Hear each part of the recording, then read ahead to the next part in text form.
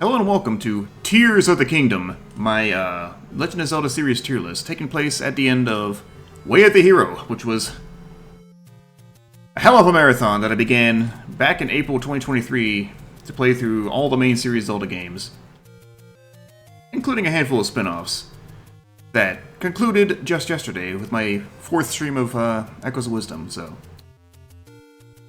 I was always planning to turn this music up a bit. And, I was always planning to do a tier list at the end of the marathon for fun.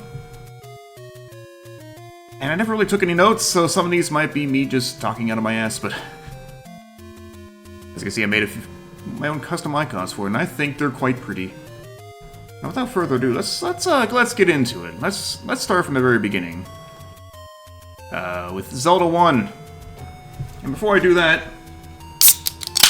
this stream is not sponsored by Baja Blast, but I wish it was. Zelda 1.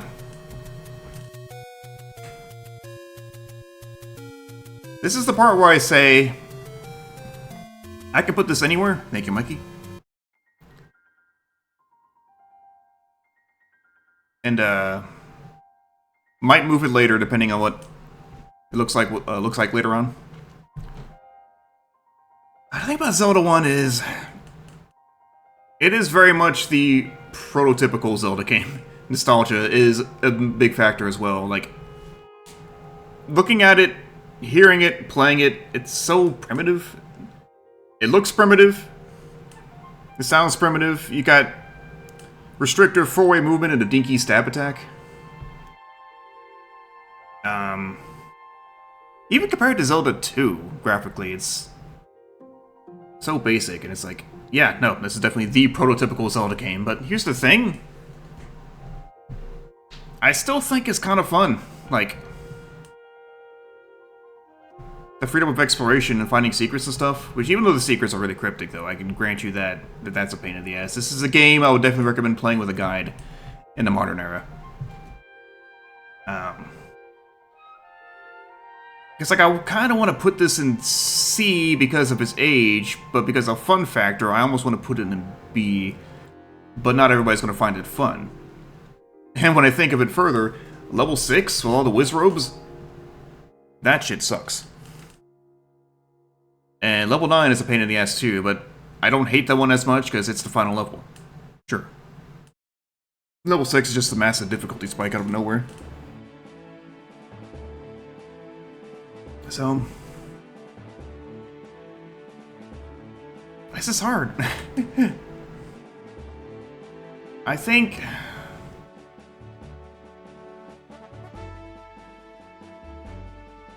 I would definitely not put it in D. Like, spoiler alert, I don't think I'm going to put any game in D, but we'll see how I feel as it goes along. No puzzle, yeah. This kind of hurts me a little bit. I think, to start, at least, we're going to drop it down to C. Because even if I do enjoy it, basically every single Zelda game since has improved on it in just about every way. So,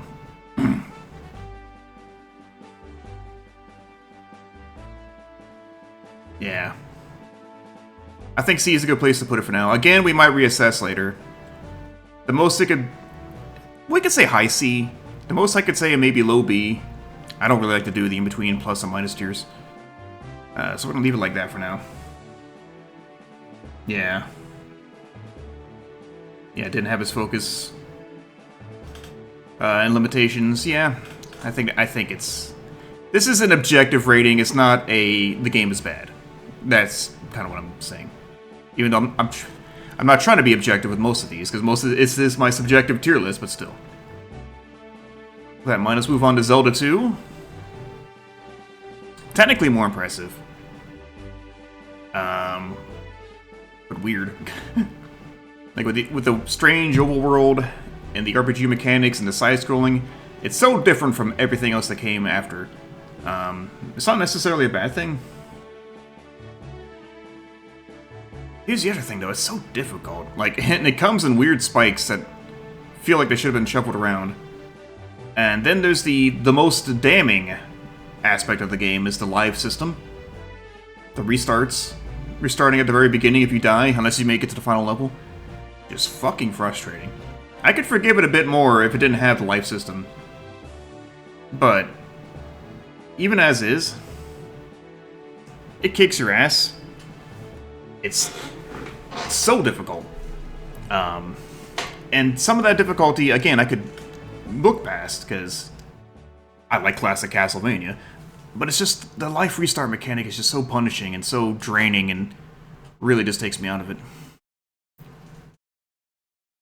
Plus the fact that you don't even get to use any of the weapons as real weapons. They're just like tools for the overworld, for the most part.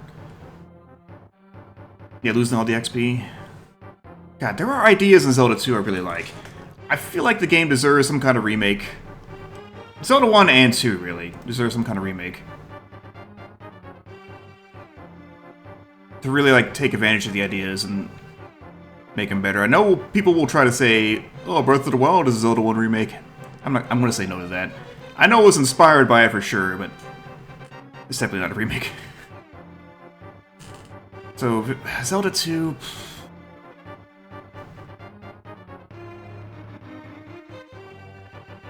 I think it's technically a better game. Technically. From a technical standpoint, to be clear. I think it's technically a better game than Legend of Zelda. I don't find it as fun. And, the music is the other point of contention. Like, there's good songs in Zelda 2, but on the whole, I don't like the soundtrack as much as even Zelda 1 and definitely the rest of the series. And my thing has always been that, to me, the music in Zelda 2 kind of felt like it had this sort of generic medieval fantasy vibe, and I'm not holding it against it too much. It was only the second game of the series, which is why I'm not holding so many of the other weird changes against it. But it did give us towns. It did introduce the hammer. It did have the magic. There are things going for this game, but ultimately, I just feel like it's too rough.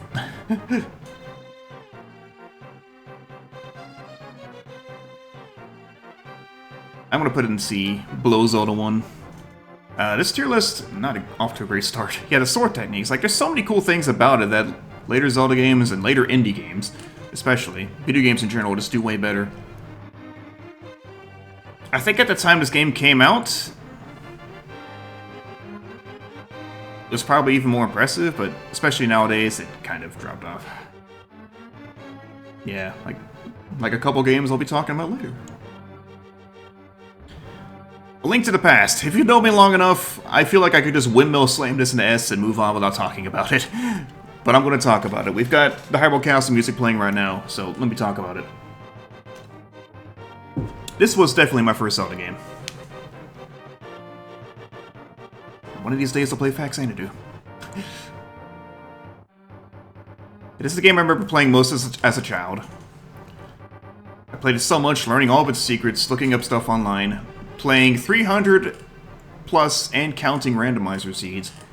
Learned to speedrun it at one point. I love this game so much. Like it's, wow, from Hyrule Castle to Hyrule Castle, nice shuffle. Its greatest strength is, like, well, for one, the fact that it's got a more fleshed out world now. At least, especially compared to Zelda 1. It has towns and has all the weapons. It has so many, like, little optional things you can find by going off the beaten path. The world is fairly open without being, I guess, too open? It still has a linear structure, but you have plenty of room to explore. The plot is simple, but you can get little nuggets and tidbits from like the NPCs and stuff, which add to the world in a way I really appreciate it. Yeah, it's formulaic, as in it built the formula for the rest of the Zelda series. Like, if Zelda 1 was important for starting the series, Link to the Past was important for codifying the series. Like, to jump a little bit ahead, I think Ocarina of Time did more for video gaming as a whole, absolutely. But I think Link to the Past did more for the Zelda series as a whole, if that makes sense. I play it at least once a year, from start to finish. I love all the weapons and stuff, especially the secret ones. I love when games just give you like little optional toys to play with that you don't ever need, but they help and add variety to the game. I love the music. And like, yeah, nowadays the game is a breeze to me. It was definitely not that easy when I was younger. It's just a mood to this game, and a lot of it also, a lot of my love does come from like all the different concept art, like this on the card, especially the picture of Link standing on the mountain looking over the Tower of Hera. So I admit a lot of this ranking does come from nostalgia for me. This game means a lot to me. It fueled my imagination for years, and honestly still does to this day. And like I basically just said at the start, this is S rank. It's my favorite Zelda game, it's my favorite game of all time, and I really don't see that changing anytime soon. Now for the sequel, Link's Awakening. This game's fantastic. Like, I was actually tempted to... I'm gonna rate them together. Let's put the remake up here too. I was tempted to not make an icon for the remake. But I was like, you know, let's just put the remake up. But to start with the original, it's a very charming game. The graphics are cute. This also did a lot of codifying for the series in terms of like having unique... I'm saying like a lot. Unique dungeon themes. A bit of a more linear plot-based structure. It's one of those interesting plots where it's like, it's not traditional, but it's very intriguing and like very emotional in a different way. Like, it doesn't dwell on the fact that it's a big, like, huge... There we go again. Huge, like, internal conflict. The people in this island, they're real people as far as you know. They act like it. They have lives. They have personalities. They have dreams.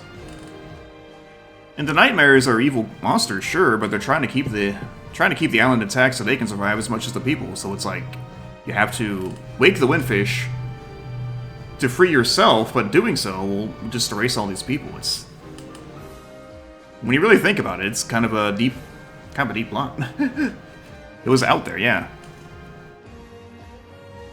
And the fact that it doesn't throw it in your face that this is objectively the right or wrong answer is like, yeah, that's a sign of good storytelling. And maybe I'm overselling it because it was simplified for a Game Boy, but it sticks a lot with me. Just in general, it's a well-designed game. It does have its flaws. Guardian Acorn and Piece of Power, whenever they pop up, destroying the music. That shit's annoying.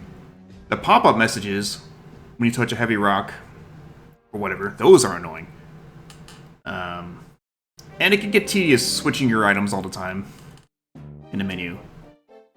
But the base game is just so good, I look past that. And it is so good that it joins Link to the Past in S rank. Bird Dungeon? Eagle Tower? I actually like Eagle Tower, is the funny part. I know a lot of people don't like it, actually, but that's my favorite one. I think I borrowed a copy of the Game Boy version from a friend. I played on a Game Boy. I don't think I ever beat it, though. I would like to play it in a Super Game Boy. As for the remake, it does eliminate some of the flaws. It doesn't remove the Guardian Acorn Piece of Power music, so that flaw is still there, but it maps the shield to a button. You have multiple buttons for items now. It maps the boots to a button, so definitely streamlines that. Runs well on Super Game Boy. I need to get a cartridge. I would like to go physically own every Zelda game. I don't actually physically own every Zelda game. Is that true? I think it's true, yeah. I digitally own a couple, as in legally digitally own, but back to Link's Awakening remake. I'm actually really fond of the art style in this one. I know that's also a point of condition, but I think it's cute. The music can be a little hit and miss compared to the original chiptunes. I don't mind it as much. But the only flaw in this to me is this stupid, horrible dungeon maker, which is garbage. It's frustrating. It could have been fun, but they ruined it by, like, not giving enough customization, making you do these stupid challenges for them. I'm not a fan. All these things told, though, they don't do anything to keep the game out of S rank, so it goes right there with the original for me. Ocarina of Time. D. No, I'm just kidding. Like I said, this is the game that did so much for video games at the time. It earned every accolade it received. And it deserves the fondness that it's looked back on with. I loved the hell out of it when it was new, when I was young. There was a time where I was like, yeah, no, this is the best Zelda game. Like, period. Like, nothing's better. And this was like during the 2000s. Eventually I got my senses back and remembered, like, no, that's Link to the Past. But it's Link to the Past was my other childhood favorite. And one I just prefer now, but... Here's the thing about Ocarina of Time, it's still a really good game. But it's aged. It's not Legend of Zelda aged, but it's aged. It's kind of clunky to control. It's kind of stiff. It could really benefit from, well, this is the thing for a lot of early 3D games, but it really could have benefited from better camera. Or free camera, especially in this case.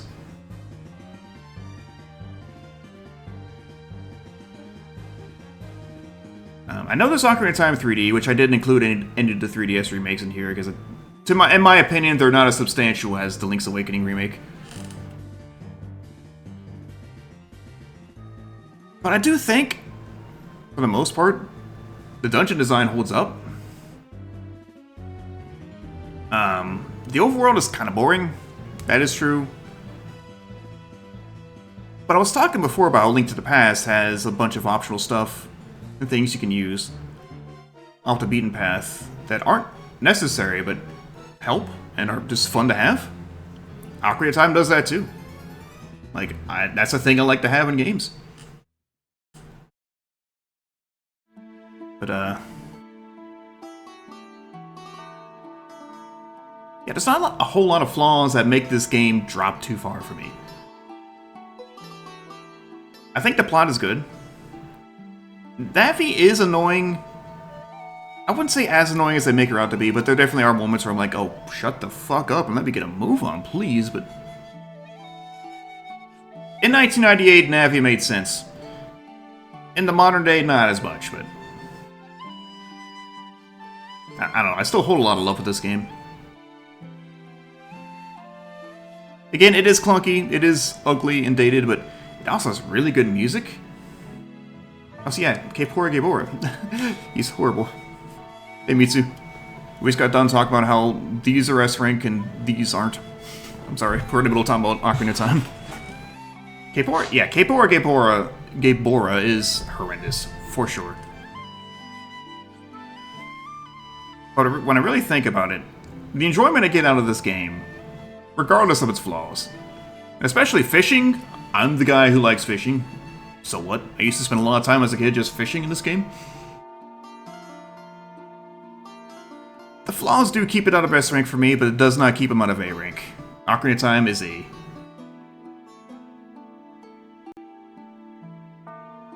Very good game. And I think it belongs at least in A rank.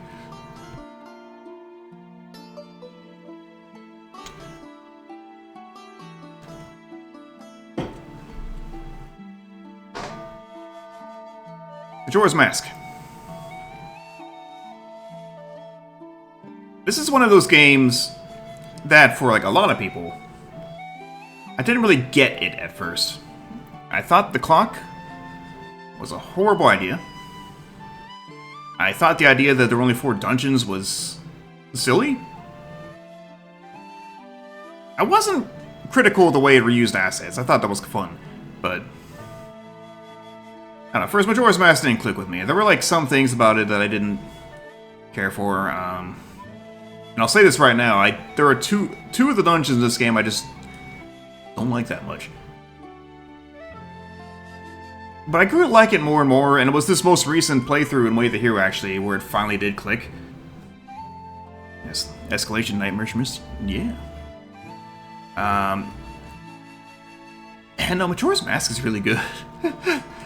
the clock is still stressful, but I definitely think it's one of those situations where I like learned how to manage the clock over time. And once you learn the game, obviously that's true for any game, you learn the game more and more, it gets easier for you, and you can start to like it.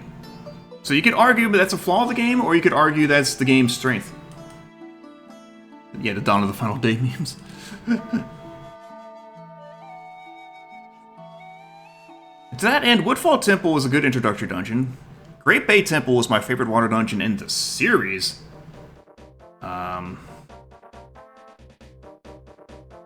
Snowhead Temple is annoying and I don't like it. Stone Tower Temple has some cool ideas, but it's very tedious.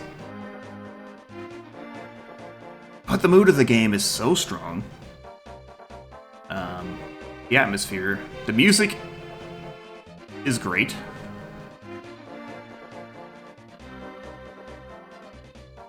So it's hard to really pick a placement for this. But here's the thing, I really like it, but I don't consider it one of my all-time favorites.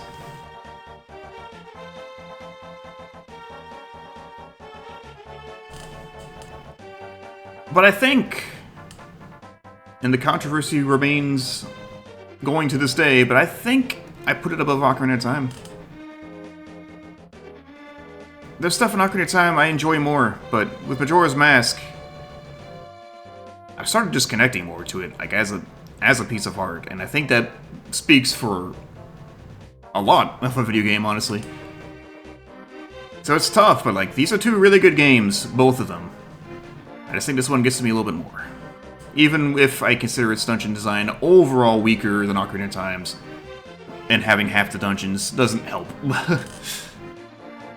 Something about this game, it's very intricately designed. And again, once it clicks, it really clicks. But, and it did click. That's why for me it's above Ocarina of Time.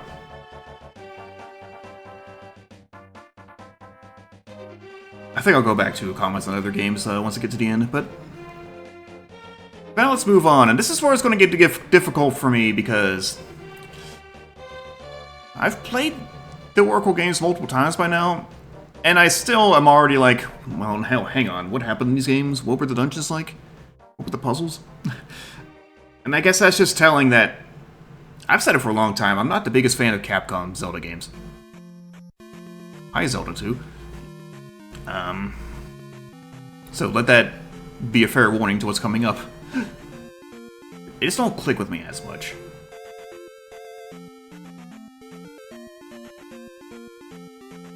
I think I remember which one of the two I like more. More so after the original. Or after the previous playthrough, I mean. It's hard to say. I think Oracle of Ages does have the better plot. As goofy as it is.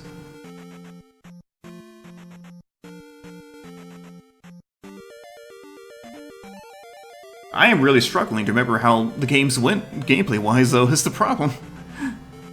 I think what happened was I remember at one point managing the two different time periods, and this got a bit tedious. Also, Oracle of Ages does have the fucking Tokeis, which is a major strike against that game. But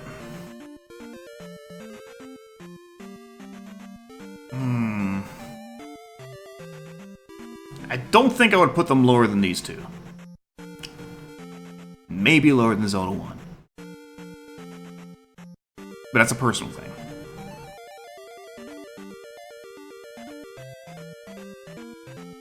And I don't know if B is too high.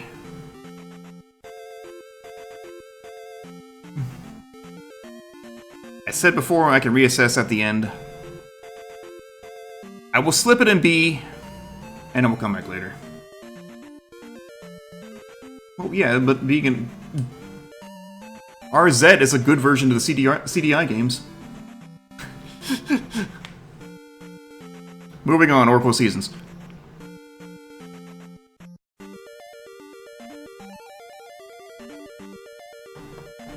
Yeah, I'm having the same problem. I think from what I remember, for the most part, this game was more fun to play than Ages. But it had its own little issues. The Seasons thing, I think it grew on me. I don't remember. That's the problem. It's not that I was trying to tune these games out while I was playing them. I was trying to remember stuff as I go. Why do I not have good memory of the Oracle games? I just don't understand. But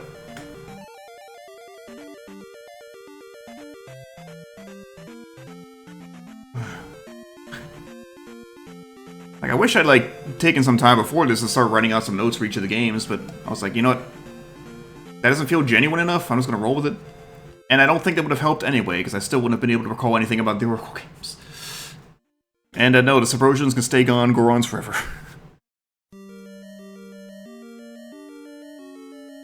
So, again, bare minimum, it's above Oracle of Ages for me. I do think, I want to say that I was still higher on these games than I was in the past when I just replayed them. But it's still not my favorites.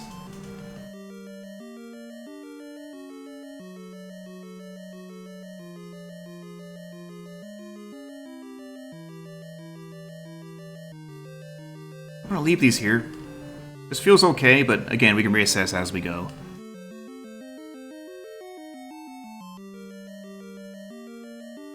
Jokes aside, 4 Swords. What a bunch of fucking nothing. I still haven't played this game multiplayer, and one day I will. It's in the cards. I need to, like, figure out when I'm gonna do that. But more on future plans later on. But it sure is a bunch of fucking nothing. At least as a single-player game. Like, so I just progress through these rooms, find the stuff, get to the end, fight the boss. Hooray, you win. There's not much to it. I still wish they had just called this a spin-off game and not considered it part of the canon. I don't know whose decision that was, but I don't like it. And here we are, having to talk about it in this tier list, and me being like, I don't fucking know. It's a game. Yeah. I used to think this was like the most offensive Zelda game to all mankind when I played it when it first, not when it first came out, but when it was re-released on the DSiWare. Because I didn't have a DSi, but they re-released it later, and I was able to download it on 3DS. No, wait. I think I did get it when it first came out, because I had a 3DS when it first came out. Yeah, that makes sense. It was the introduction of Vati. Like, to be clear, when I got the GBA version of Link to the Past, I would stare at the title screen and the intro of this game, longing to play it. Little did I know that I wouldn't really like it. And when I replayed it for Way of the Hero, again, it turned out to be inoffensive. It's just there. It's okay. I could see having more fun with it with friends. But even with friends, that wouldn't really make it a better game by itself.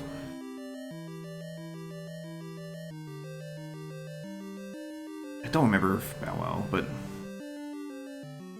So, like I said before, there's probably not going to be a single D-tier game in this list.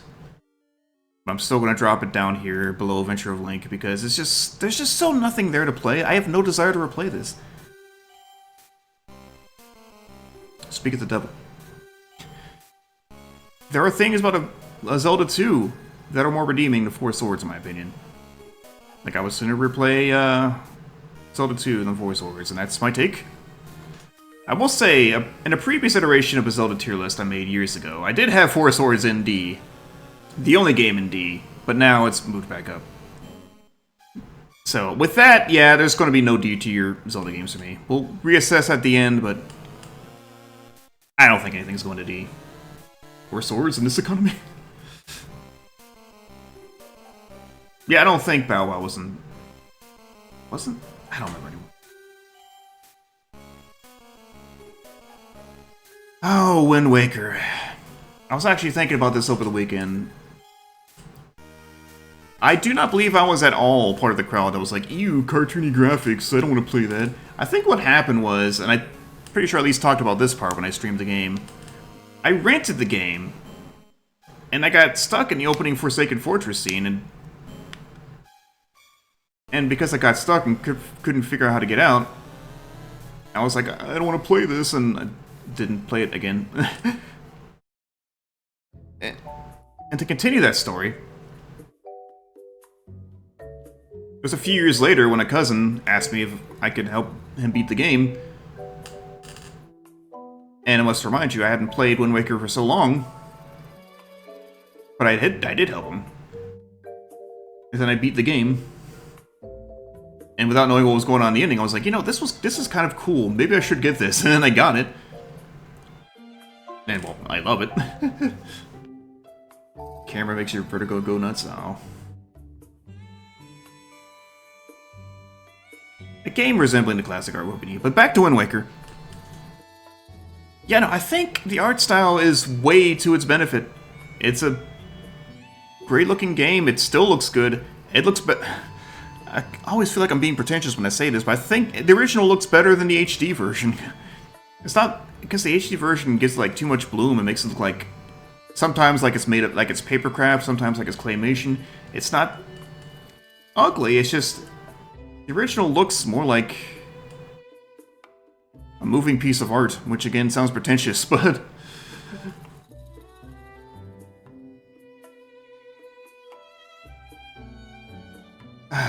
it's got the best story in the Zelda series. Or maybe at least the second best. Link's Awakening is also up there. But the colorful exterior belies the moody melancholy that awaits below. It's brilliant in that sense. Dungeon design's fun. The items are fun. I even like the sailing. It can be a little bit clunky trying to fight things in the water, but I like the sailing. Even night sailing is peaceful.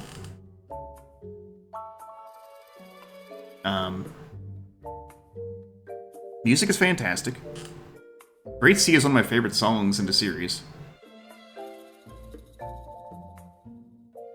The big one flaw is the thing I keep pointing out is that this is not Zelda, this is Tetra. Stop insisting that she's Zelda. Fuck all of you. But other than that, it's a very fantastic game. It's easily one of my favorites. It deserves its spot in S tier. I'm gonna leave it there for now. I'm gonna reassess parts of this S tier later on. Four Swords Adventures. Now this was the one I was able to play because of its single-player mode. It's well-crafted single-player mode. Yeah, it's different. But unlike the original Four Swords, it has content. It has progression, a storyline, dungeons. Pretty decent music overall, even though most of it's like remixes. Well, some of it is kind of weird, gross MIDI versions, almost sounding. But yeah, I quite enjoy this one. You can make arguments that it's really silly that you can't, like, have multiple links having different items to carry around, but there are many things you could say are flaws with this game, but I don't mind. Again, the structure is odd, but I dig it. It's a fun game. There's not much I can really say deeper than that, because, like, I feel like I'm about to say that about a lot of these games.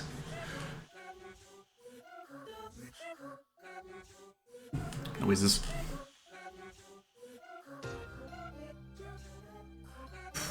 Where do I put it?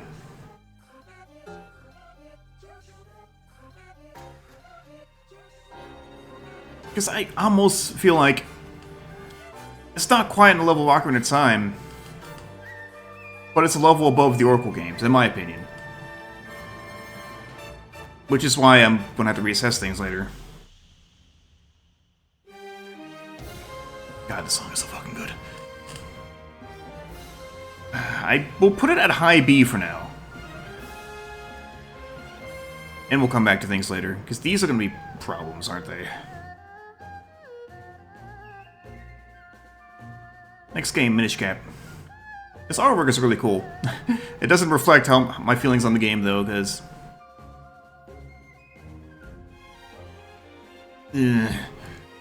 Again, it's going back to the Capcom Zelda principle. I'll say this, Minish Cap is more memorable to me than the Oracle games.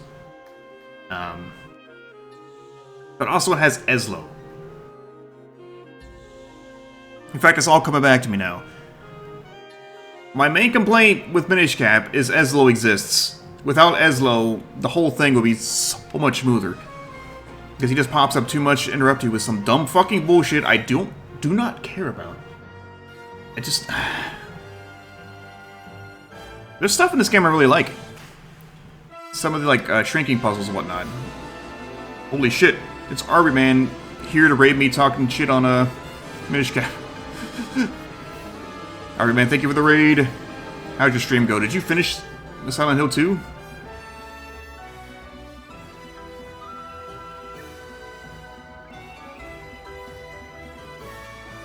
Yo, GG, what'd you think? Well, I think about what I'm thinking about Minish Cap. Yeah. The other complaint I had about Minish Cap was the overworld feels very artificial in a lot of ways. Because you're going around weird linear paths, opening up shortcuts to a place you just were over and over and over again. It's usually just a boulder in a hole, and that's very bland. But arguably the worst of the 3 possible endings. Welp! GG.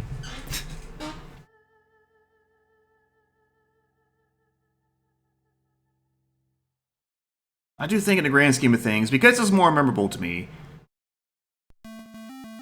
because it's not that bad, honestly, I think I will slide it in at least above the Oracle games. Because I've come to actually like elements of this game. But Ezlo and the overworld structure are kind of annoying. It's at least shorter.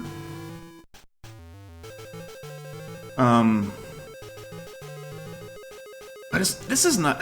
Yeah, this is the problem. Minish Cap and Four Swords Adventures are not equal in my mind, but Four Swords Adventures is not equal to Ocarina of Time, so what do? I'll come back around to it. At least 6 times? Wow. Yeah, that sounds like something you could wait on. Yo, let's fucking go. Another Grab's Treasure, baby. You know what? It's my list. You're all banned.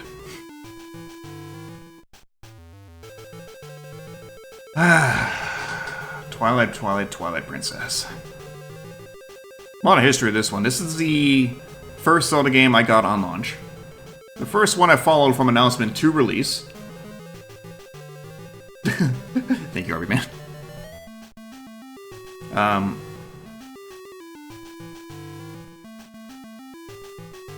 Twilight Princess is just a banger game. There was a period of time where I kind of went through this weird cycle of going back and watching old trailers and be like, wow, this thing and this thing and this thing were in the final game. Bad video game. It can be Tempest. How's High Tempest? Did the hero shade dirty? On that timeline.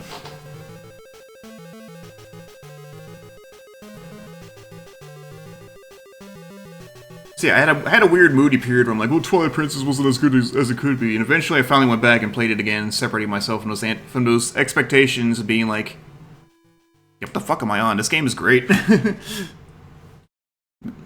Swampy, you know, that's Wind Waker.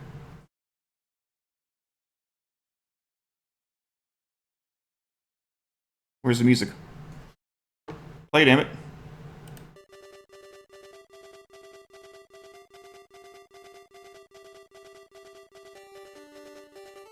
Yeah, Tempest, I'm going to have to reassess this list later. Because I'm not really convinced of my placements of Minish Cap and the Oracle games. Because Four Swords Adventures is definitely higher in my books than Minish Cap. But I don't think it's on the same level as these two, so it's What to think about it. Can you believe all it took for you was to stream Twilight Princess to like it?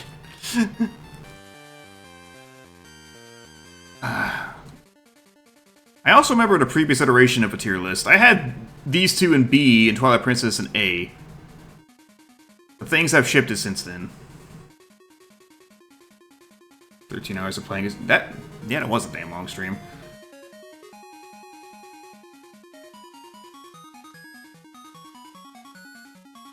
Yeah, actually that was part of it. That Minish Cap was held back by Eslo. Just fuck that guy. But with Twilight Princess, there was also a point where he would tell you that the music wasn't that good. I'd come around on that. No, I love the music. Actually, I was less the music wasn't good. More, I didn't really care much for the instrumentation. I came around on that. Great soundtrack. The thing about Twilight Princess is the graphics aren't great. Like, even back in 2006. And it's not the graphics, it's the art style. It's just kind of dull to look at. It needed more color. Then they made Twilight Princess HD, which somehow made things look worse, in my opinion. Because, I'm sorry, Arby. It just feels like they made the errors more clear than they did smooth them out.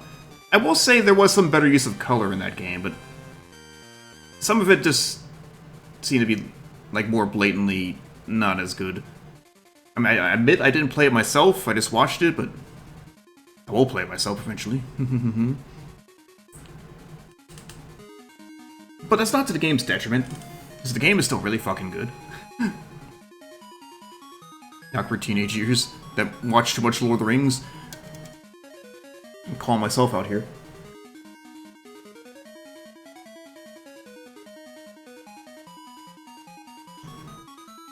But Midna could be grading, but I think that's in her character.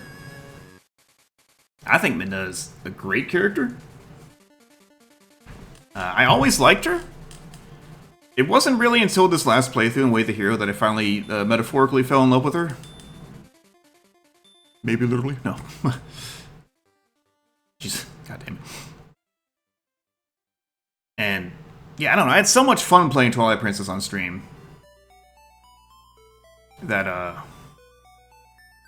came to realize that A is too low of a tier. This game is an S tier game.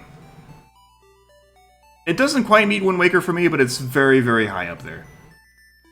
Like, yeah, there's some problems with it, but the dungeon design is fantastic. The items are cool, even if some of them you don't use a lot. I liked the item wheel it had going for it. I don't know. Something about Twilight Princess, it just hits. It's just one of the best games. It's very close to me and my heart, and it's among the best in the series. And that is true, RP Man. Yeah. And Lily, yeah, it's just... She's a very fantastic, very perfect character. And I miss her.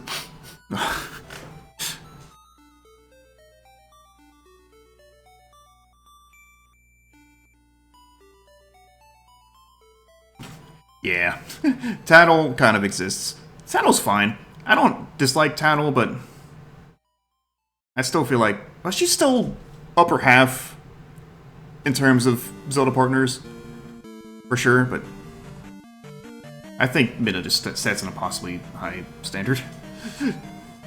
I wanted to find like a tier list of helper characters in the Zelda series, but I couldn't really find one. I found one that was weird because I had Linebeck on it. I'm like, Linebeck's not really a helper, but shrug. Now see, I'm trying to weigh both preference and quality, but I'm leaning towards rating on preference. Next game, Phantom Hourglass. Next game, no. Okay, let's talk about it. Because a lot of these flaws are going to carry over into Spirit Tracks as well. I don't like the DS Zelda games. I don't care much for the constant touchscreen controls. I want a remake with real controls. Like, I think for what they did with those controls, I think it was kind of neat, but playing whole games with it, I'm not a fan. But you know, it's Nintendo. We gotta get all gimmicky with our video games. We gotta get all gimmicky with our fucking video games. Skyward Sword. More on that later.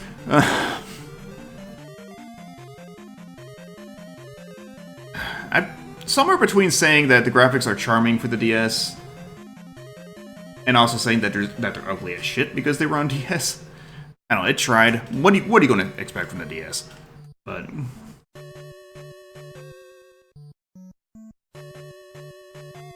I skeeted this earlier, but people make these dumb, stupid, wrong jokes about Breath of the Wild having no music when Phantom Hourglass is right fucking there. It has one song, Linebeck's theme. It doesn't have any other music.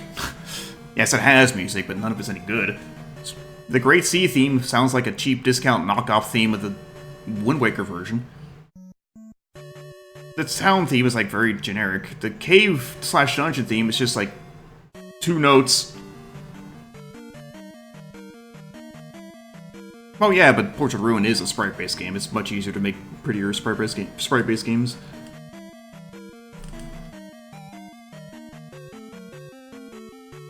It has to be a bottom tier and this one is on it. See, that's the thing. There's still stuff about these 2 games I like that would keep it from being completely bottom tier. And to get ahead of myself, I still would rather play these over Four Swords. But we're still talking about the bottom of the list, so... Like, to get into positives, Linebeck is a brilliant character. I fucking love Linebeck.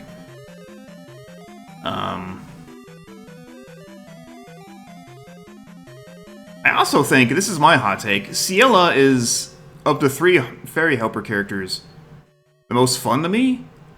But this hinges on her having fun banter with Linebeck. Linebeck can carry a scene by himself. Ciela needs Linebeck, so it's kind of a weird asterisk on her part. I also think the plot is okay for what it is. It's just that it's over-reliant on the touch gimmicks and drawing things on the map and making puzzles out of that.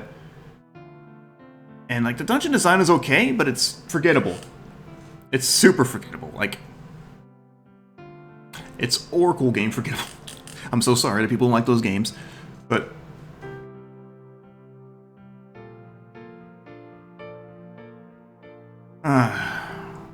I'll come back to reassess at the end.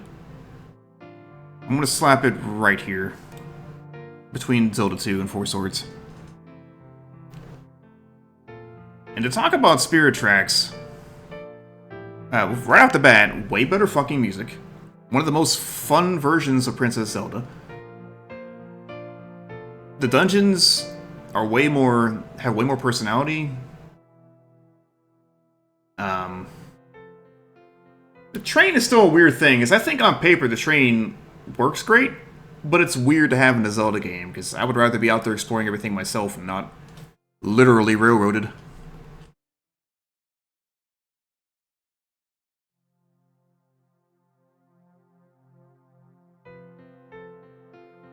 Did that just loop?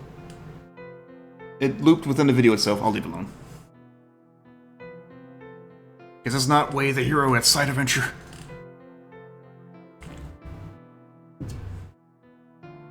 There's also the part where I think the game went on too long. The Tower of Spirits needed to be 1 level shorter. That's the main gripe. And as with Phantom Hourglass, there's just a lot of stuff that's just frustrating for no reason because you're forced to use touch controls. I just can't get into the touch controls. I need these games... Okay, there are 4 Zelda games that need remakes. The first 2, because they're just ancient and they could use it, and the DS games so we can have real fucking controls. I would say that about Skyward Sword, but Skyward Sword HD exists, so... Too late.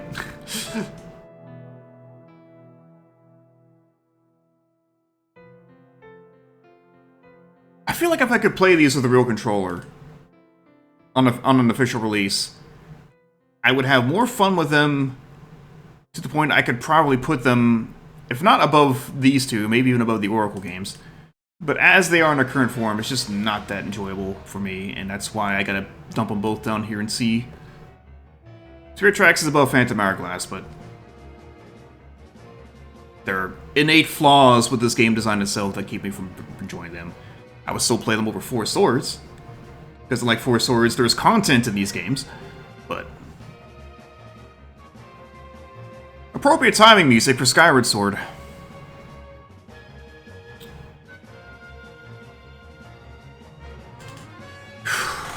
This is tough. Skyward Sword has some of the best dungeons in the series. And I fucking hate getting to them. That has been my succinct explanation of how I feel about this game for a very long time. Now, hate is probably a strong word, but here's the thing. They explicitly have stated that they were trying to blur the lines between overworld and dungeon when they were making Skyward Sword. And I guess their idea of that was to turn each chunked up separate overworld section into a sort of mini dungeon by itself, and that's not what I'm fucking here for. Like, if I want a dungeon, I will go to a dungeon. I don't want my overworld to play like a dungeon. And a lot of the elements that they do in the overworld just aren't that fun. Again, the actual dungeons themselves are, for the most part, fucking fantastic and among the best in the series. The overworld movement is, like, tedious, though. And it doesn't help that each area is separate, so that to get to another area, you have to leave up to the sky, fly across the sky, and drop back down to that area. That's annoying. The sky overworld is empty as hell with nothing to do. Like, it would be so cool if it was more like Wind Waker, where the sky was just the sea with different islands and settlements you could explore. But you don't have that. You have your main island. You have the Pumpkin Soup Island. And then, like, the island and the Thunderhead, which are the only important islands in the sky. There are, like, maybe 2 or 3 more with, like, single attractions on them, but that's it.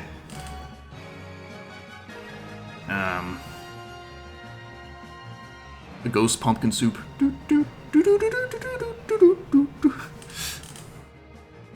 Gruseland. Yeah, that's where the Zelda games take place, in Gruseland.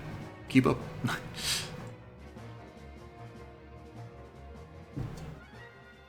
I do think the plot, for the most part, is pretty strong. I do also think that the text moves way too damn slow. I need to clarify, I never played Skyward Sword HD. So anything that Skyward Sword HD fixes, I don't know about. So I'm basing this solely on the Wii version. It is a pretty game. It has great music.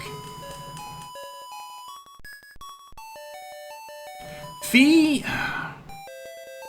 is an interesting helper. Because I love her design. I love her in concept. There's an idealized version of her in my brain that is like, this is a great character, but in execution, she never really expresses growth. Until the very end of the game, where it feels kind of hollow. If they had made this... If they had played out her personality with more growth, she could easily be one of the best characters in the series. But sadly, she's just there to spit facts and percentages at you. And, the only time I feel any sympathy towards her is when she also doesn't seem to be very fond of Scrapper. But... Shut up, Gar. But she's kind of weak, sadly. For this song alone, Spirit Tracks is an S tier. No.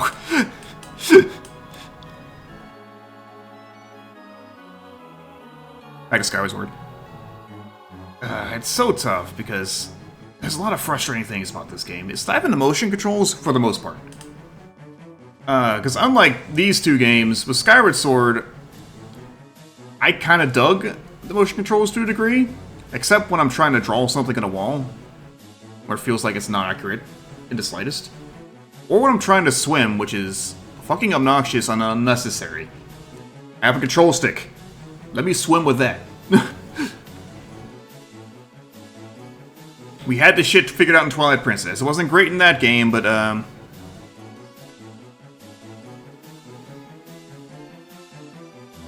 it was better than this.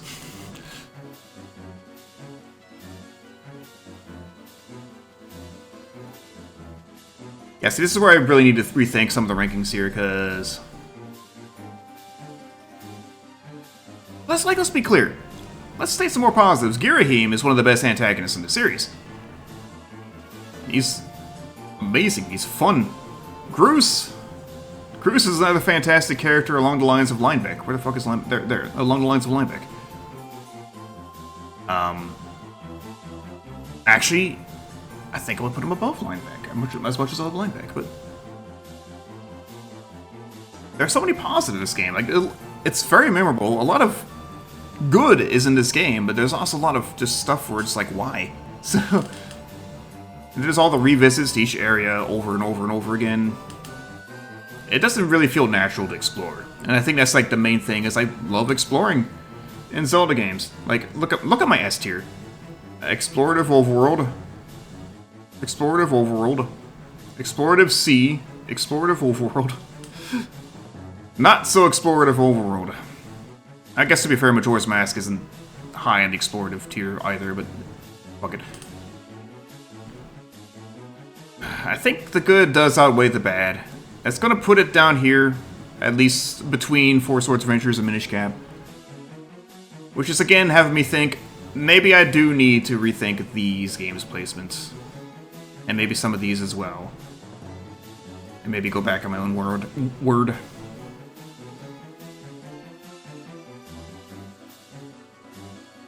Yeah. Just gonna stop dropping frames. Like, please. Only a few, but still. Let's move on. Link Between Worlds.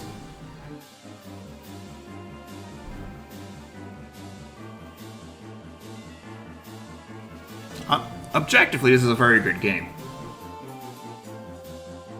And maybe you're thinking, wow, you love Link to the Past so much, but this is also S tier. I love Link to the Past so much that I think Link Between Worlds is too derivative. It might be a weird thing to say, but Link Between Worlds plays great. Like, it has a really good gameplay feel. I'm not personally that fond of the graphics. It's okay, but maybe it's a hindsight thing, because now that we have Link's Awakening and Echoes of Wisdom, that style has ways it could look a lot better now. But I feel like even back then it was kind of like, yeah, I guess this is Link to the Past in 3D. But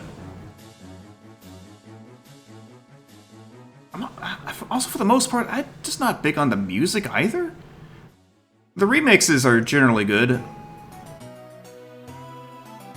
How many times has this playlist played games back to back? The original music is kind of hit and miss.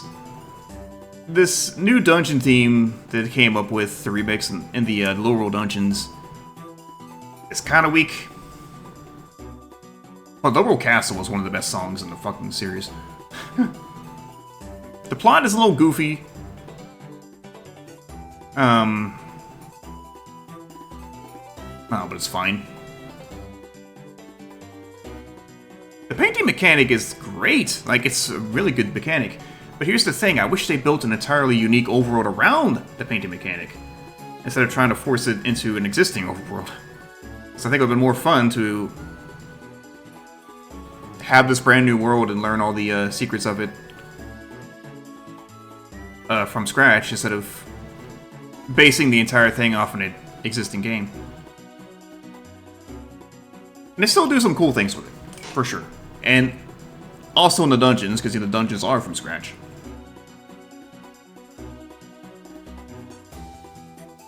I'm not sure. It just feels like the game would be stronger if it was its own thing entirely. No, I don't need a ROM hack. I need an official game.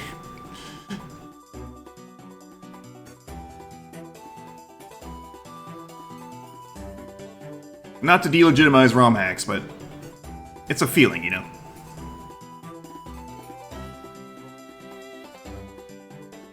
But that said, Link Between Worlds is really good. And hunting for Maiamais is really satisfying. The items are mostly okay. I feel like some are just kind of like, here's a gimmick we came up with, let's just throw it in and, yeah. Tornado Rod, looking at you. Although, I guess to be fair, if you know how to use it right, Tornado Rod can break games and go out of bounds, but that's not what I'm talking about. I'm not going to pretend I don't like this game. I'm not going to pretend this game isn't really good and well designed.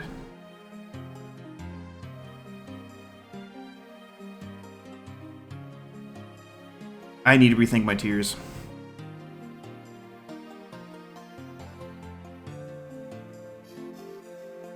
Because I do ultimately think it's better than Four Swords Adventures, but not as good as Ocarina of Time. I might come back and adjust this. We'll put it as a low A for now. That might be good for where it is. We'll come back to it. Triforce Heroes. Did I say there were any D tier game? No, this joke's dead.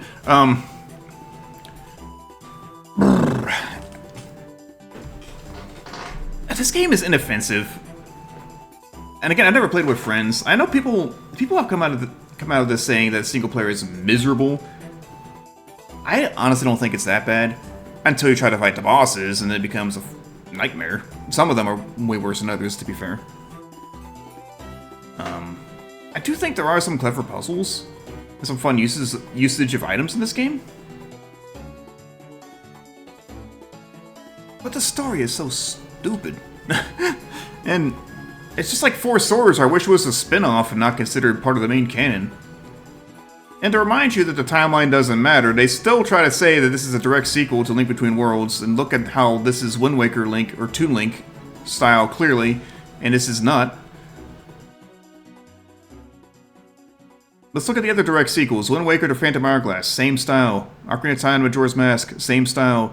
Link's Awakening to... Link to the Past, Link's Awakening. Well, speaking of Triforce Heroes. Well, this isn't a good indication, but if you look at the artwork, it's the same style. Zelda 1 to Zelda 2 is the same style. I'm not buying this direct sequel bullshit. Breath of the Wild to Tears of the Kingdom, that one's cheating.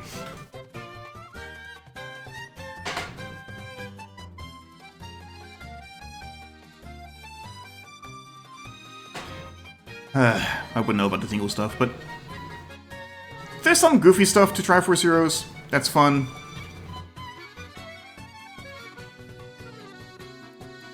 I think the costume system's neat. Like, that is fun. But the thing is, to get the costumes, it often involves replaying stages over and over, trying to get the right materials. So that makes the fun part become an absolute pain. Yeah, Cheerleader Link is based. Like, there are cool things about this, but I just couldn't give two shits about the story. Oh no, the princess isn't stylish anymore. How awful. Oh.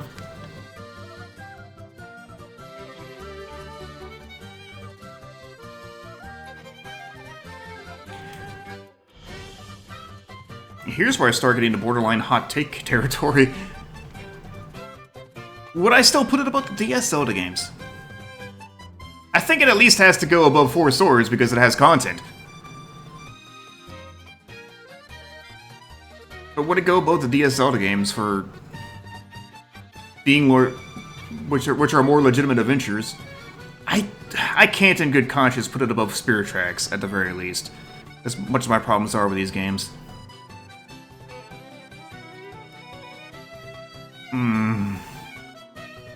I think structurally speaking, due to the absolute nothingness of the story, the game itself, to be honest, yeah, I think I'm going to slide it down here, right above Four Swords, below the DS games. It's like, in fairness, since it uses the same gameplay engine as Link Between Worlds, it is infinitely more fun to play than the DS games. I mean, alone that makes it more fun to play than the NES games, or even, like, these three. But it's a content situation, and the content in Triforce Heroes is not fulfilling enough.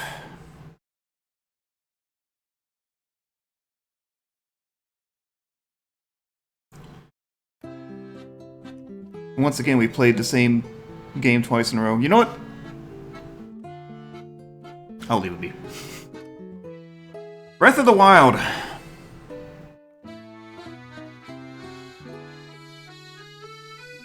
I'm trying to formulate my thoughts on this one because we've got two back-to-back games which are very, very similar. And I know a lot of people nowadays are like, I just want something more traditional. And in a sense, I kind of understand. But at the same time, now that we've been given the freedom that we had in Breath of the Wild, it's like, I don't know if I could go back. I think there are ways to make a more linear plot still in an open world environment. Because I do think that would help a lot. But you can still have that linear plot and an open experience. And, but that said, Breath of the Wild is just so pretty. It feels so fun to play. Like that absolute playground of physics that it gives you. The freedom to explore. The champion abilities. And I know people don't like the durability. That's hit or miss. I can take or leave it. As it is, I don't hate it. As I keep saying, there are so many weapons. There are just so many weapons. Like, it can be a pain early on when you don't have that many slots. But once you, like, get more slots, there are so many weapons. It's fine. And there are places you can just go pick up weapons every Blood Moon cycle.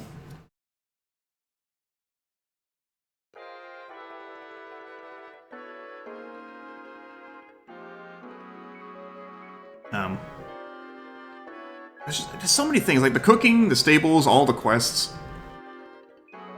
I know the shrines are, like, some people are like, they would rather have bigger, singular, large dungeons again, rather than split up shrines, but I feel like there's room for both. Because I like shrines.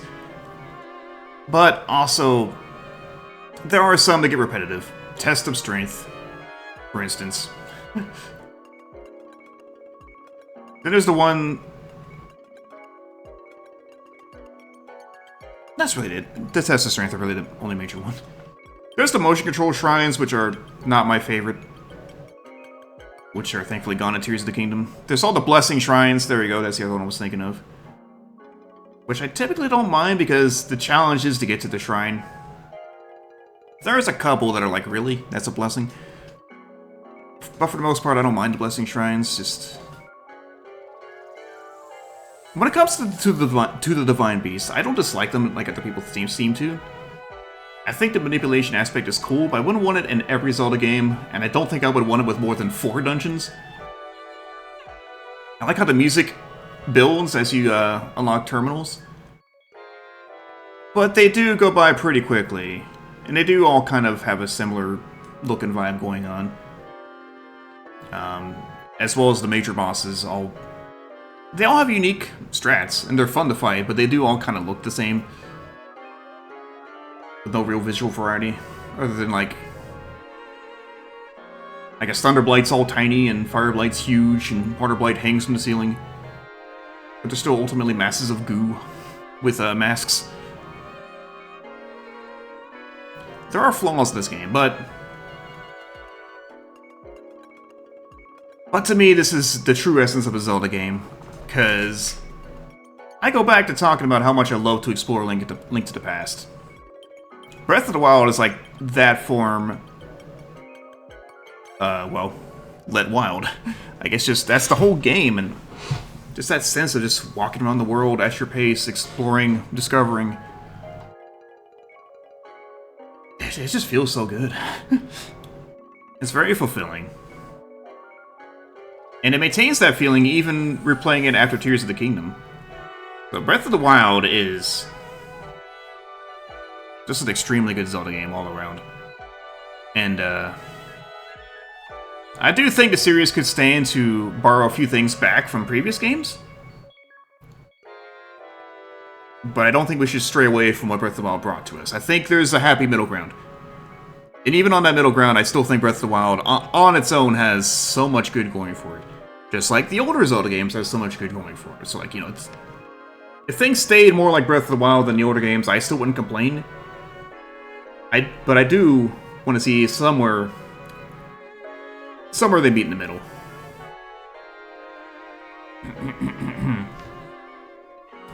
That said, this is where I really had to think on this. Breath of the Wild is bare minimum an S-tier game. It does not beat out Wind Waker.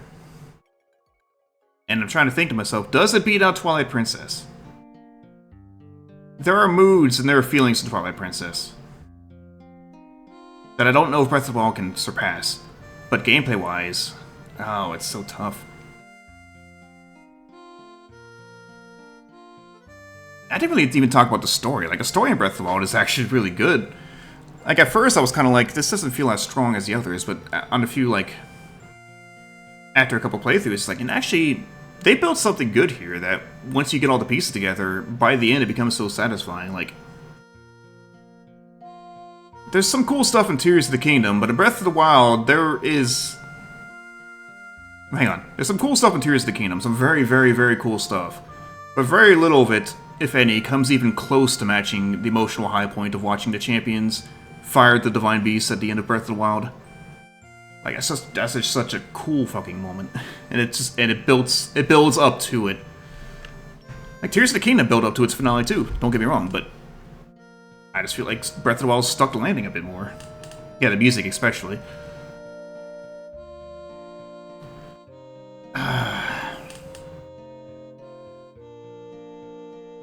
Breath of the Wild versus Twilight Princess. That's the thing. I have so much love for Twilight Princess. It also has a fair bit of its own exploration going for it. It has traditional dungeons that are so well designed, well built, well constructed. It has Midna. It has fishing. Breath of the Wild doesn't have fishing. It has throw bomb rune in and collect fish. I'm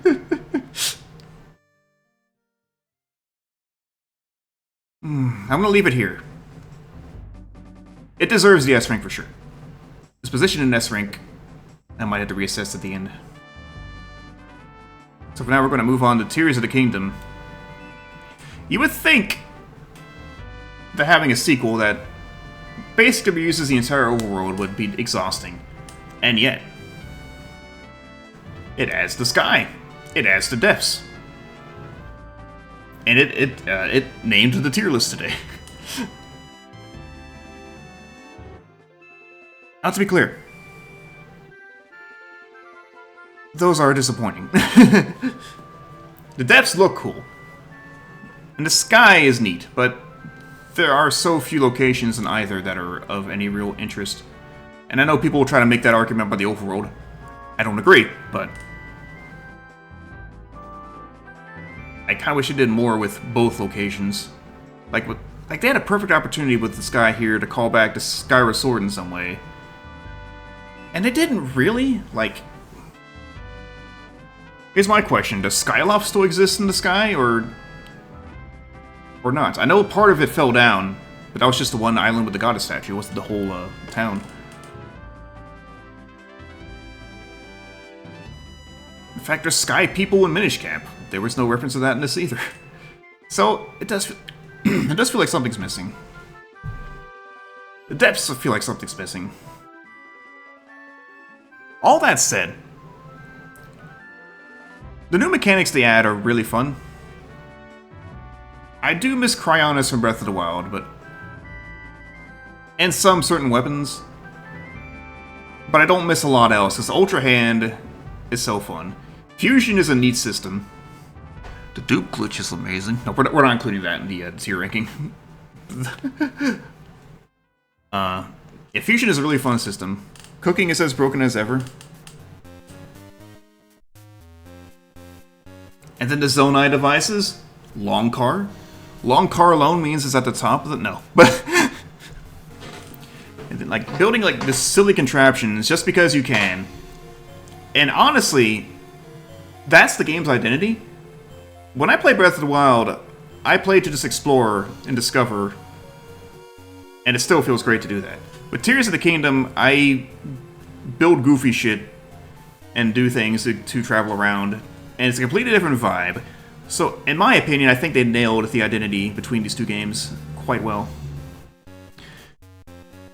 there's the discussion about the continuity or lack thereof between games, and I think it's overblown. I've come to grips long ago that who cares about continuity in Zelda games. There are some elements that are kind of weird. That, like, there are some people and events that are referenced in Breath of the Wild, and there's others that aren't, which is interesting, but I don't think it's enough to really matter. I'm sitting through a Talos crotch. Yeah, Ascend! Ascend was an ability that at first I was like, this is kind of an ability, I guess, and then later on I was... And then eventually it kind of clicked where I was like, hang on, Ascend is kind of based. There's so many cool stuff in Tears of the Kingdom. Also, you can build a house! Like, you can build a fucking house in Tears of the Kingdom. You can buy a plot of land and build a house. I wish it had more depth, but it's enough that I geek out over it, and I'm like, this is so cool. I can just put my own place here. I can display items, I can display a picture if I want. Decided, you know, it's a fantasy, damn it. Like, I know I complained, I gave... Stream, please. Okay, good. I gave Link's Awakening's Dungeon Maker grief about the, lack of customization in the Dungeon Maker, but I'm not building a house. Building a house is one single thing, and you can still do it however you want. Even if it's a little bit more limited, it is not stupid and bad like the Dungeon Maker in Link's Awakening.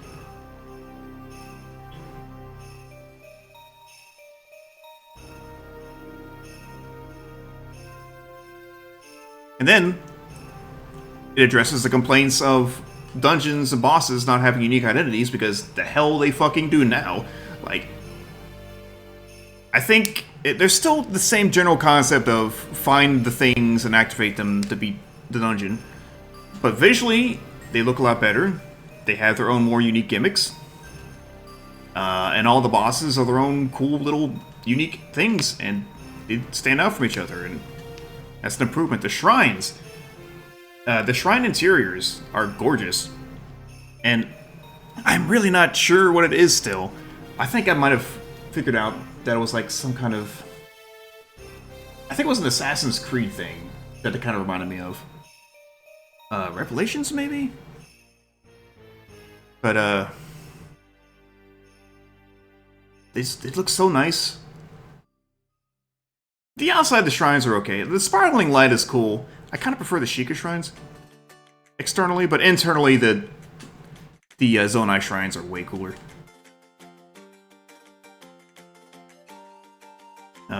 Everybody's going to say Pura. I'm going to say short-haired Zelda. I definitely do think piecing together memories from Breath of the Wild was a better way of telling the story than the Tears of the Kingdom, well, Tears. Because getting those out of order throws you off way more than Breath of the Wild getting those memories out of order. Because at least in Breath of the Wild, you already know what's basically going on, you're just piecing together the events. In Tears of the Kingdom, you don't really know what's going on with that yet. So getting something way later than the others is like... What?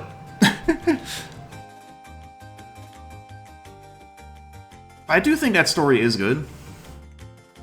And I didn't say this before, Wind Waker is still probably my favorite ending to a Zelda game from an emotional standpoint. From a pure cinematic flair standpoint, Tears of the Kingdom is up there as well. Tears of the Kingdom's finale is fucking fantastic. And, it's not even that. What really pushed it up there was what happens after the dragon fight, which I'm still wondering if it's too early to spoil, which is why I'm not going to go into too many details about Echoes of Wisdom here, but... God, Tears of the Kingdom is such a cool game. I've talked myself, I've hyped it up a bit while talking about it. So, yeah, S rank. Above Breath of the Wild or below, that is the tough call. Because they both have their own unique things that are just so cool. Like I said, I overall think the story lands better at Breath of the Wild. And that atmosphere I love of just exploring around to find things. Tears of the Kingdom has its own gems. Its story is also good. Its finale is fantastic. Its systems are neat. Its mechanics are probably better overall than Breath of the Wild.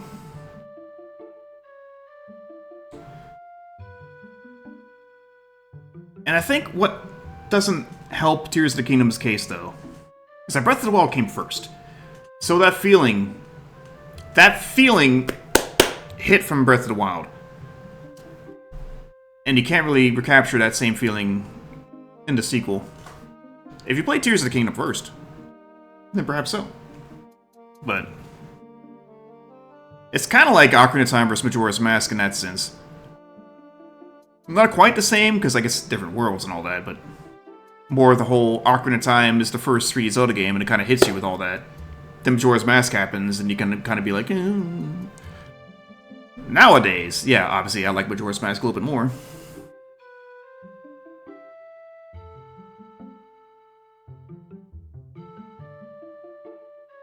It is hard to say, because, again, yeah, there is something about Breath of the Wild that Tears of the Kingdom just can't replicate.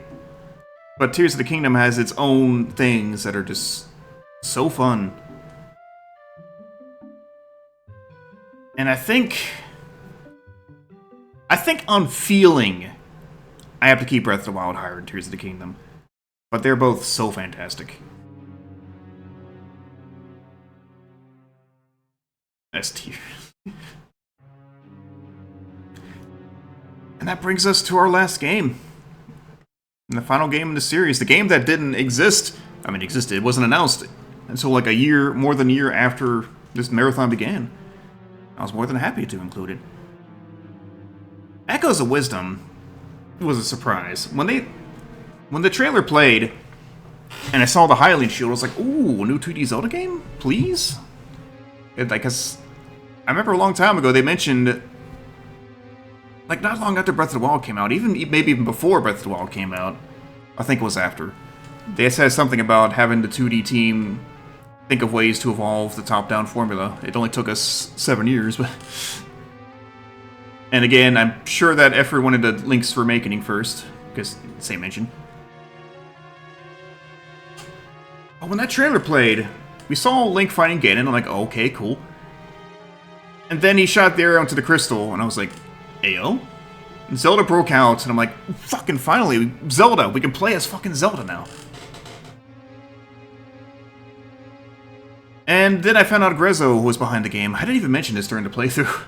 And I was like, at the time, because, let's see. Grezzo's contributions. On this list, they made the Anniversary Edition of Four Swords. The extra content in that Anniversary Edition is not good at all. At least from memory. They did Link's Awakening Remake, which hard to screw up. The only thing they screwed up was the Dungeon Maker. And they made Triforce Heroes. So, when I found out about Grezzo being behind the game, I tempered my expectations a little bit, because it's like, oh... I know Nintendo's supervising, but I'm not the biggest fan of Grezzo's original offerings. Let's cut to the chase. Those fears assuaged. Because Echoes of Wisdom turned out to be pretty good. Like, sure, the ecosystem is unique and a new thing for Zelda to use. And this kind of gets into what I was talking about with taking things from Breath of the Wild and Tears of the Kingdom and mixing them with stuff from the older games. Because Echoes of Wisdom is a traditional top-down Zelda game with some new mechanics. The smoothies are similar to the cooking system. The echoes are similar to like Ultra Hand and your fucking Zonai gimmicks. Except like, individualized. There's points where the game opens up and you can tackle dungeons in any order, but they do converge on points again before opening up again. So it's open but linear. But it has traditional dungeons again, it has music everywhere. Has a lot more elements referencing past Zelda games. It has enemies returning all the way from fucking Zelda 2. So, Echoes of Wisdom feels like a love letter to the series while also being its own thing. And I had a blast with it the first time and the second time. There's a couple parts of the game that are kind of like, yeah, this isn't great, but the rest of them outweigh it to me. I remember at first I didn't care much for the music, but the music grew on me. It's a very good-looking game. It's a very cute game. As I kept saying, it's the cutest Zelda game, by far. Which I think I would have previously said was Wind Waker, but also Wind Waker's cuteness hides the darkness within. And when it comes to placing this game, the challenge is it just came out. So, is recency bias going to factor into my opinion here? Will I change its location later on? It's hard to say. Bare minimum, this is going to be an A-rank game. I'm not sure if it edges up into S-rank for me. I enjoy a lot of it. And again, I'm trying to be a little bit vague here as not to spoil it too much, since it is still pretty fresh. I will say that Tri is not one of the best helpers in the game. They have growth. More so than most helpers, I would say. But they do have their moments of repeating too much, or spitting out useless information. Let's reverse that. Repeating too much, spitting out useless information.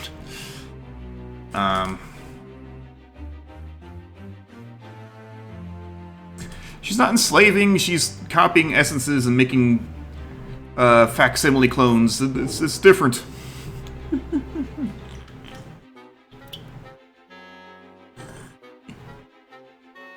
But like, graphically it's cute.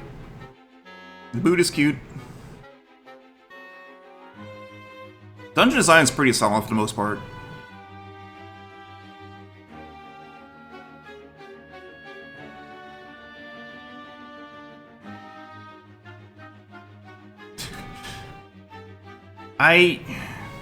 So, from first standpoint, bare minimum it has to be here. I do like it more than Link Between Worlds. And this is where I'm like, my recency bias versus my nostalgia bias. Do I think Echoes of Wisdom is better than Ocarina of Time? Do I think it's better than Majora's Mask? And there's also part of me thinking, like, if I said yes, will I just be afraid of people criticizing my take? And I don't care. Skyward Sword's in B. The DS Zelda games are in C. I don't care what y'all think. Ocarina of Time is an A and not S. That's a bit harsh. I like talking about like Zelda, like, and how we feel about Zelda games with each other. It's just that this is my tier list, so.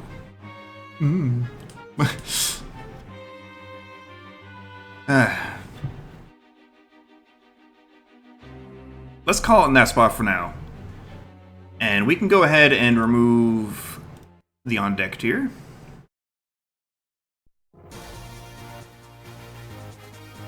Banger song, by the way. Welcome to the reassessment period of the tier list. And the biggest reassessment comes from Minish Cap onward.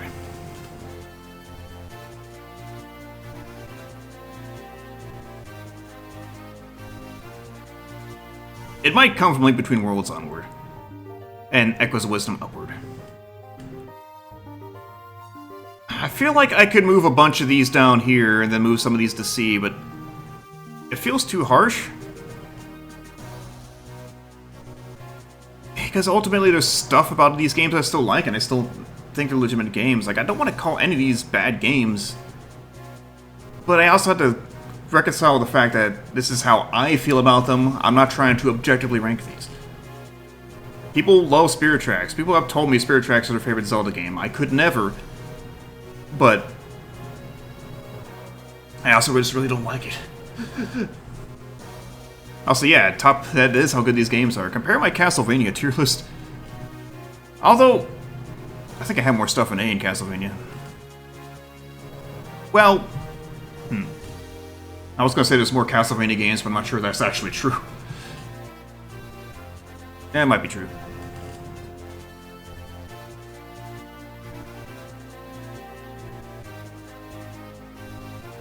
I feel mean doing this. I would feel mean doing this just because I got busy saying it's not the worst thing ever. But if Four Swords has like no content, I think the reason it would drop to D is because, well, not enough content.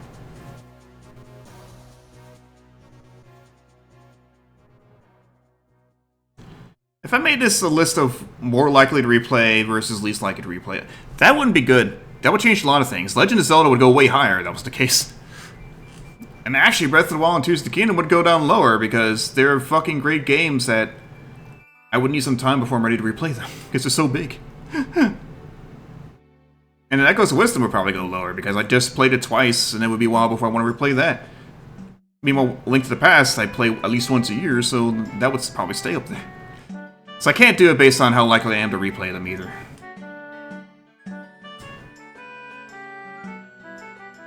I could see something like this, perhaps.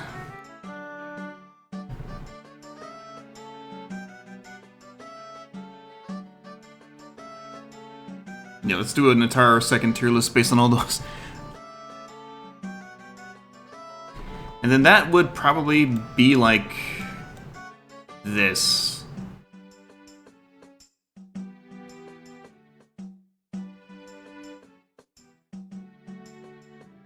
And then maybe that.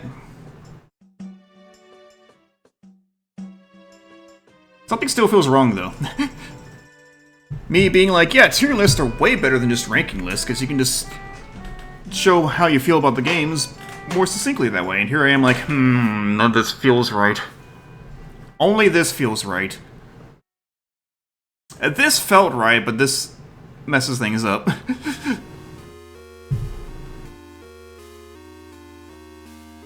And even, I still feel like putting these in the tier called D is too harsh. Because it makes it feel like I'm calling them shit, but like... I guess that's why people do have F tiers. And like, these are not F tier. But...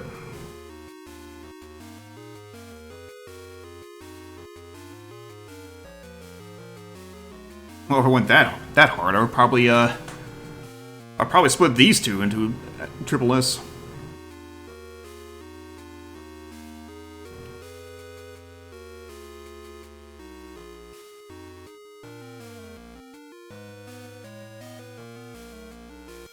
Also, that's too many tiers. That's 6 tiers, there are only 5 here.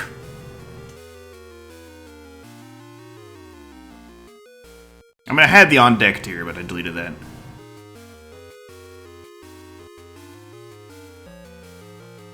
Fuck. Let's try to rearrange the S tier, because that one we'll be more certain on. Because while I think Link's Remakening is still a very good way to play the game, it still irons out many of the flaws of the original.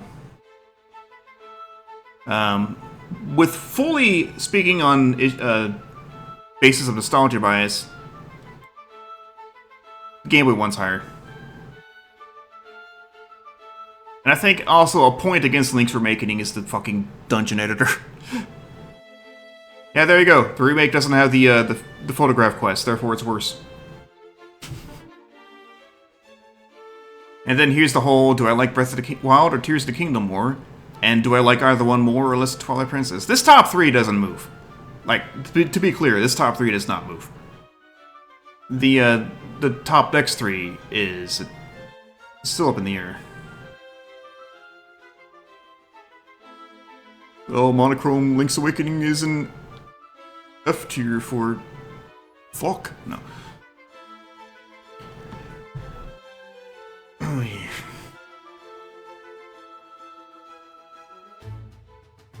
Okay, I think I'm going to stick with Breath of the Wild over Tears of the Kingdom based on feeling, but must stress that both are phenomenal and worth the time.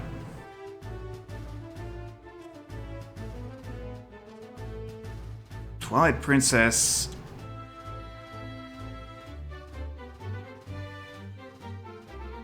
I feel like I would be kidding myself if I lowered it. I think Twilight Princess stays there. Because we're going on the feeling thing, yeah. Twilight Princess, there's a feeling to that game as well. And it may be the ugliest game in this tier, but it's still a phenomenal game. And I miss Midnight.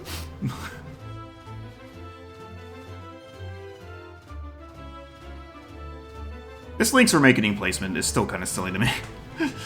Like, should it be right next to the original, or should it be down here? Because, again, while I think Link's Remakening is a fantastic game, and it's very worth playing in this,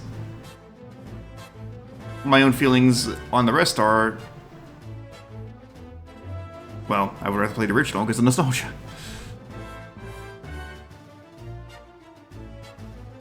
Yeah, the editor stuff was garbage. And down here, this was also fucking tough. Again, I still feel like D tier is...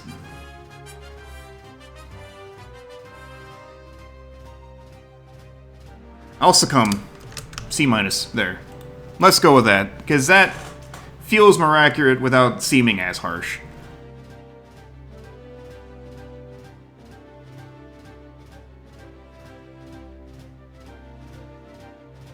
And it now has me thinking maybe I do have Link Between Worlds too low. But again, I don't feel like it's on the same level as Ocarina of Time and even Echoes of Wisdom. As hot of a take as that might be for some people, Echoes of Wisdom, Grezzo redeemed themselves.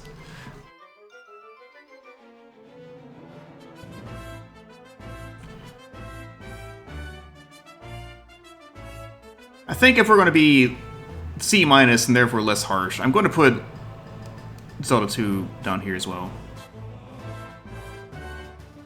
Because Zelda 1 is definitely a higher level than Zelda 2 for me. And I have to be real.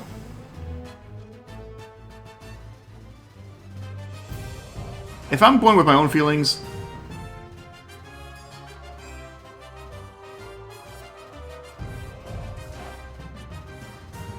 at the least, I think I have to put Zelda 1 above the rest of the C tier. I don't know about B tier. I'm trying to figure this one out specifically. I like Zelda 1. Again, level 6 sucks. But do I consider it the same level as Link Between Worlds, Four Swords Adventures, and Skyward Sword? I can make a case for Skyward Sword because there's a lot of stuff in Skyward Sword I don't like. Again, it's kind of become a good outweighs the bad situation.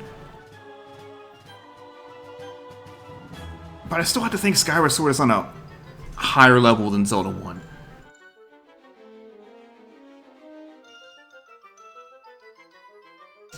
I think I'll just leave it like that.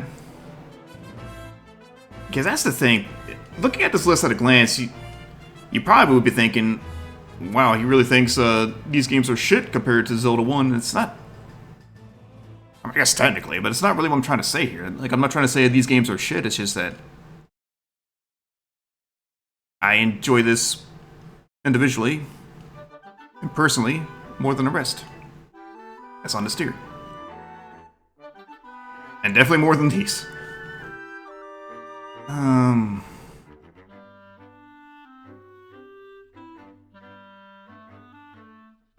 It's my tier list. Zelda 1's B tier.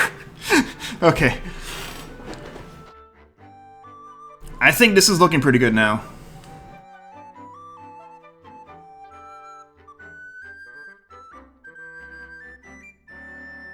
Oh, Echoes of Wisdom, where do I put you? You're trying to, like, appeal to me with the music right now, but...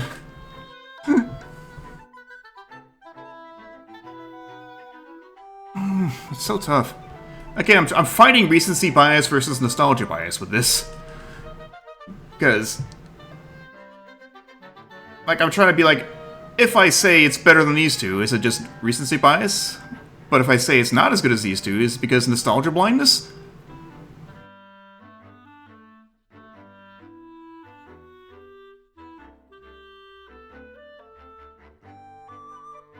God.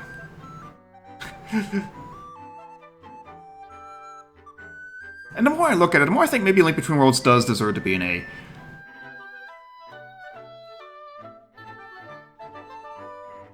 You know, I think it does. But definitely at the bottom of A.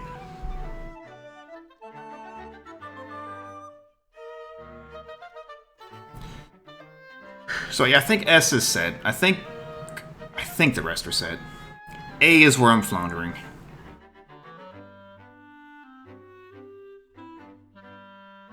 Because Echo's... like, the plot isn't anything special, it's fine. But the gameplay is really good. It's unique and it's fun, and it's fun to fuck with stuff. Ocarina of Time has better plot, a maybe equally annoying helper character, and has fishing.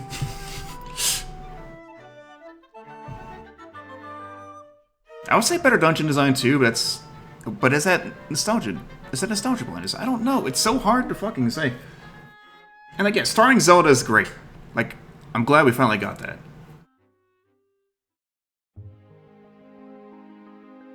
I am going to cry, chat.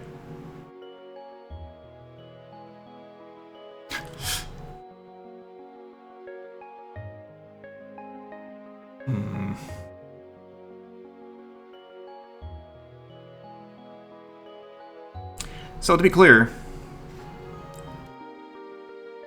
bare minimum,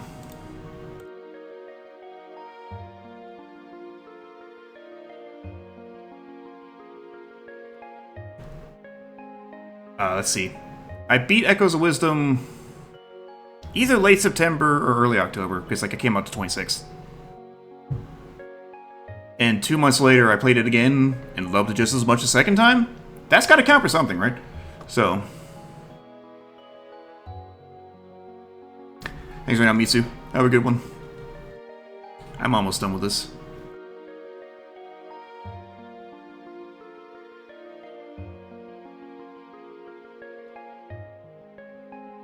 Why are you so difficult? It's what. I feel like this would be difficult if it wasn't such a recent game. I'm gonna eat all that cheese. Actually, I found the cheese earlier. I did a Triforce on it already. Fuck. Fuck, y'all, fuck. Windmill Slam to S, there we go. That doesn't count as a Windmill Slam.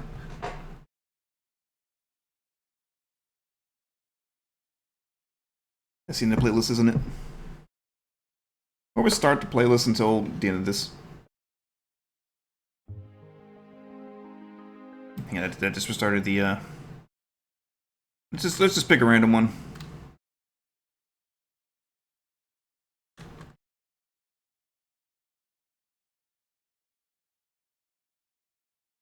There we go.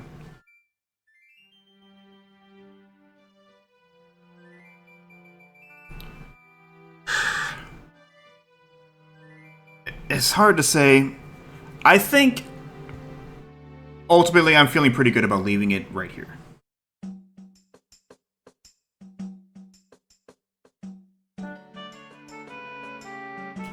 I think.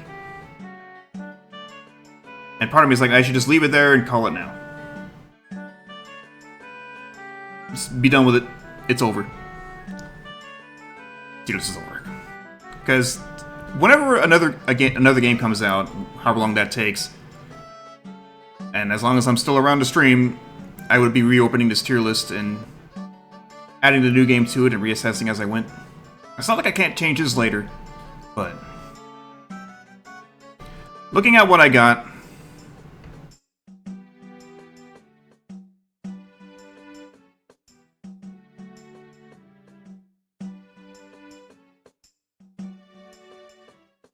I'm gonna do you one better.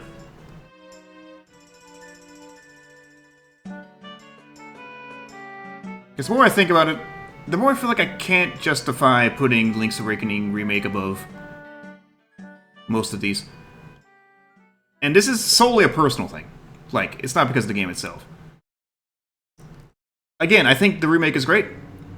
I would recommend it in this modern day. I would recommend people play this first over the original, and then play the original if they like what they played. My personal attachment is to the original. I think it's fair to put it down here. The remake specifically.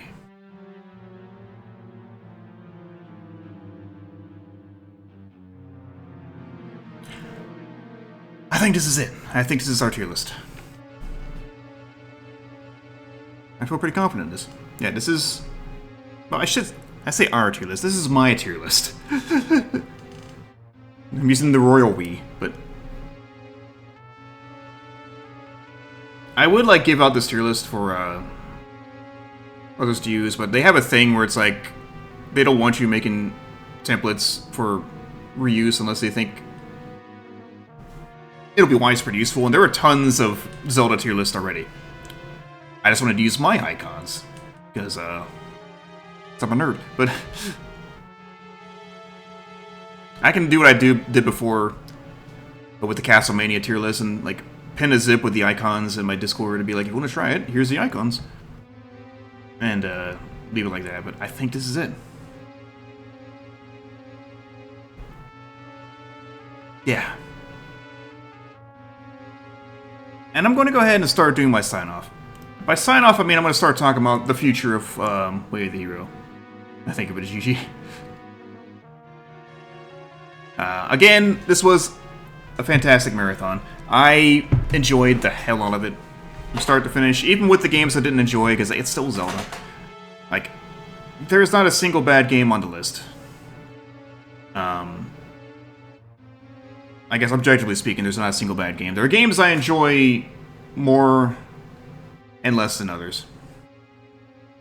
But overall, Zelda's a great series. It's not like Castlevania, where like there definitely are bad games, but Zelda, there's not a single bad game. Everybody has different tastes, and I think that's what makes the series so great. There's something for everyone in the Zelda series. They all have a similar core, for the most part, but they all also do their own things to the point that people can pick one and resonate with one more than another. And I think that's beautiful. And I think the Zelda series is one of the greatest video game series of all time, but I don't really think that's a hot take, so I'm not even sure why I went and made it, but...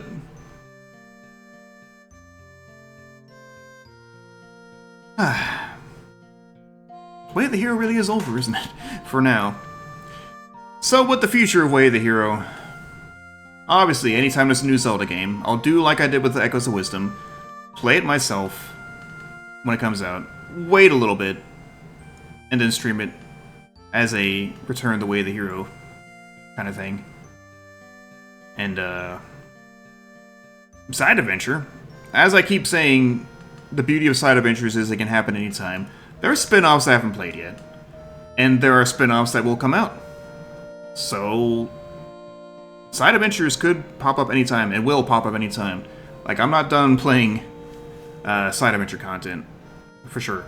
But it's not something I'm immediately prepared to play.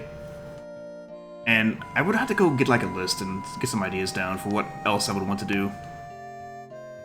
But there are some obvious ones. Yes, there are some obvious ones that I missed, but I should go get a definitive list somewhere and be like, okay, eventually do all of these.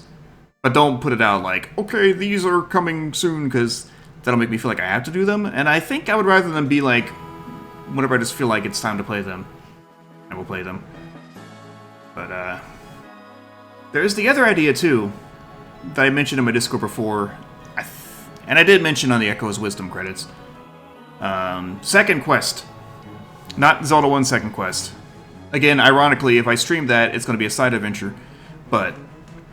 Second Quest would be a series where I would revisit some of the games I already played, but, in different releases. Like Link's Awakening. I didn't play the monochrome version. Wind Waker and Twilight Princess. There are HD versions. Skyward Sword as well. Twilight Princess has the Wii version. Zelda 1 and Zelda 2 have GBA re-releases, which we already did the GBA Link to the Past, which I guess retroactively was the first Second Quest. Full looks Ocarina of Time 3D and Majora's Mask rather than just the Master Quest and the showcase thing.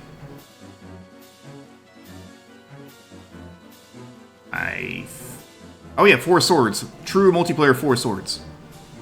GBA 4 swords, and technically the one we played was the DS 4 swords. I think that covers it.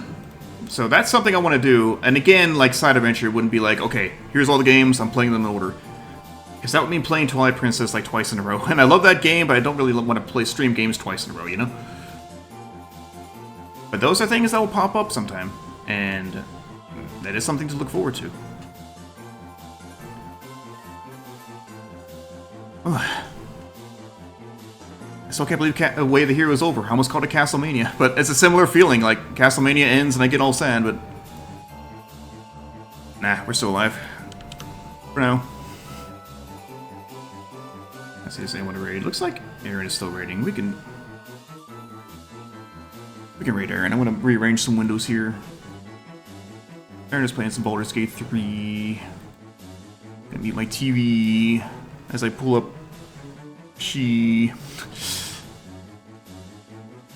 as I prepare to close. Yeah. Hell of an accomplishment. Would you believe the original plan was to try to do them all in 1 year until I was like, you know, that sounds like a bad idea. And ended up taking nearly 2 years instead. Part of it was I did choose to include side adventures as a thing. So that did expand some stuff. And also, like, I wasn't going to stop for Castlemania. Or, well, I wasn't going to stop Castlemania. For this. Yeah. Castlemania is every year. It doesn't matter what's going on. And I think I'm just going to go ahead and, like, stop rambling and get on with it. But thank you all for hanging out. Thank you again, RB-Man, for the raid, and Jeff for the resub. We had a fun little Triforce Hunt, and then a fun little tier list wrap-up. I'm going to save this, I'm going to post it, and I'm going to immediately feel like I've fucked something up, but... Start the raid timer. As for what's next for me... Well... I'm going to be streaming Banjo-Tooie, finally. We started the year streaming Banjo-Kazooie. We're going to end the year streaming Banjo-Tooie.